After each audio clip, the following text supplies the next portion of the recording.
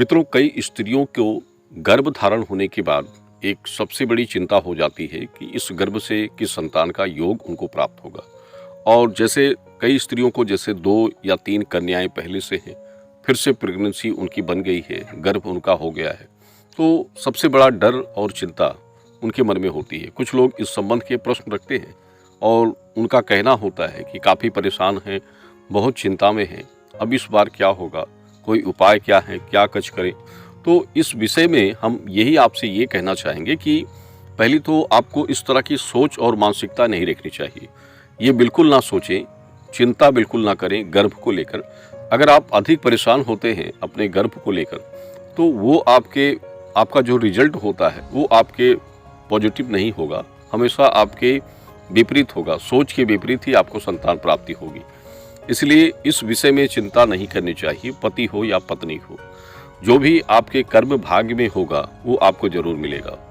और देखिए, अगर ये प्रश्न रखा जाए कि क्या होगा, तो इसके लिए ऐसे भी किसी को कुछ बता देना ठीक नहीं होता है। ज़रूरी चीज़ें इसमें होती हैं, जैसे पति और मुख्यतः इसमें पत्नी की जो जानकारियाँ होती हैं वो आवश्यक होती हैं, या फिर पति की हो। देखिए, जन्म तिथि जैसे होती है, लग्न जन्म तिथि, जन्म तिथि में लग्न 12 भाव के 5वें स्थान पर आपका संतान का घर होता है, और उस घर में राशि के अनुसार या स्वामी के अनुसार संतान के कारक योग होते हैं, और उसमें दोनों योग देखे जाते हैं, पुत्र और पुत्री के। अगर आपके जीवन में जैसे कन्या 2-3 हो गई हैं और पंचमेश यानी 5वें भाव में आपका दोनों संतान योग बन रहा है, पुत्र योग भी बन रहा है, तो ये समझ लीजिए कि आपको पुत्र का सुख मिलना चाहिए। ये एक 90% सत्यता इसमें होती है। ये तो सबसे बड़ी चीज़ होती है देखना। दूसरी बात, जो डेट आपकी आती है, जिस डेट के बाद आप कंसीव करते हैं, गर्भ आपका रुक जाता है। पीरियड डेट जो होती है, ये सबसे बड़ी चीज़ होती है।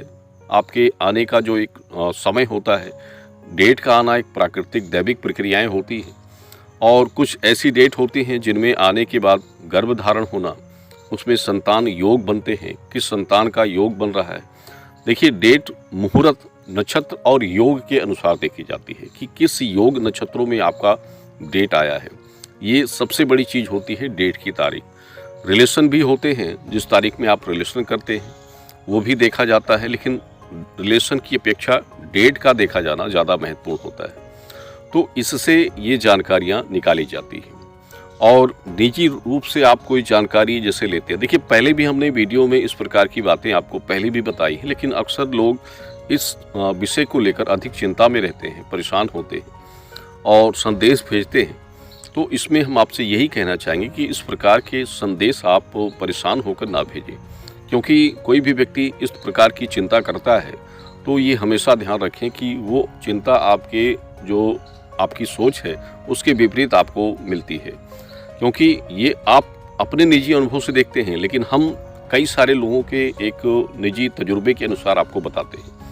इसलिए हमेशा ये ध्यान रखें, गर्भ अवस्था आपकी होने पर हमेशा आप ये सोचें, हमेशा एक पॉजिटिव सोच बना के रखें कि आपको इस गर्भ से आपको पुत्री है तो पुत्र का योग बनना चाहिए। हमेशा ये मन में बना के रखें, क्योंकि मन का जो दृढ़ संकल्प होता है वो हमेशा आपकी इच्छाओं को पूर्ण करता है। इसलिए मन का दृढ़ संकल्प आपको जागृत रखना चाहिए। कभी भी मन में उल्टी सोच नहीं पैदा करनी चाहिए।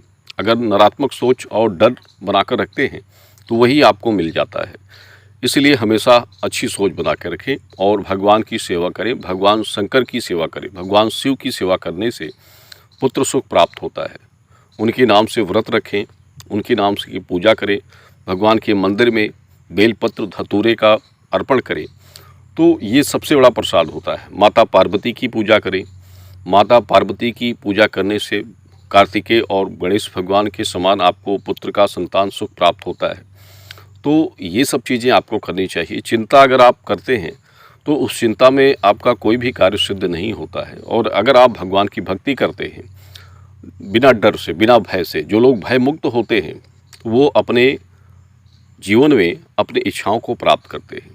तो ये बातें हमेशा आप ध्यान रखिए और इस बातों को कभी ना सोचें। जो आपके जीवन में है, जो आपके भाग्य में है, वो निश्चित रूप से आपको मिलेगा, और जो भाग्य में आपके नहीं है वो आपको कोई दे नहीं पाएगा। ये बात हमेशा ध्यान रखें।